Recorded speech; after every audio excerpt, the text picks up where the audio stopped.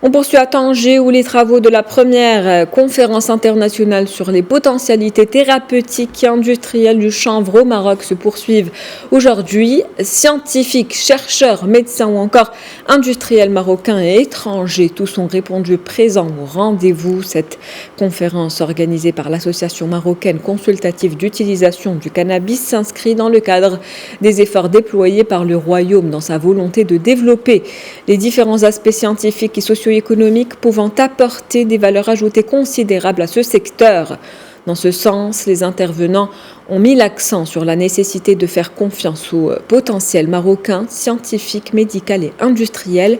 Objectif, favoriser l'émergence de nouvelles utilisations thérapeutiques adaptées aux problématiques nationales de santé publique, promouvoir les synergies entre les différents intervenants, adapter l'arsenal juridique et réglementaire aux spécificités locales et encourager la mise en place de clusters d'innovation autour du cannabis thérapeutique.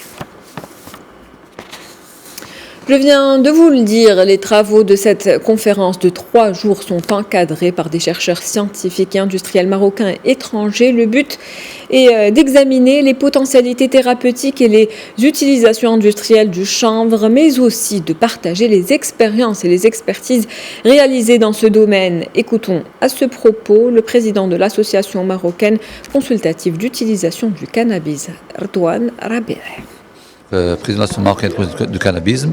Donc c'est un congrès-là, il s'inscrit dans la foulée après le premier congrès. C'est un congrès qui doit passer, l'objectif c'est de ressortir avec des recommandations pratiques.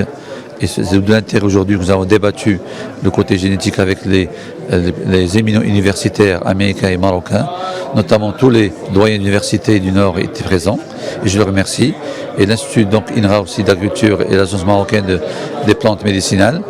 Tous ils étaient donc d'accord pour réunir tous leurs efforts et travailler en collaboration dans le but d'agir rapidement et avec les Américains à côté qui ont l'expérience de quinzaine d'années, d'éviter certains pièges, certaines erreurs et pour aller rapidement. Effectivement, ceci, et on a sorti pas mal de recommandations, notamment par exemple, donc on reste toujours dans le cannabis culture outdoor, c'est-à-dire à l'extérieur, qui est très bien et qui va aider nos agriculteurs à lever leur niveau socio-économique et aussi social.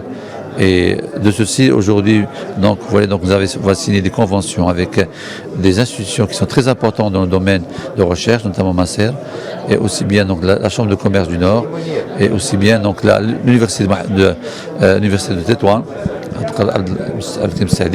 et aussi bien avec l'Agence des plantes médicinales. Tout ceci pour travailler ensemble et pour les mettre à disposition certaines compétences, certains savoirs des experts mondiaux.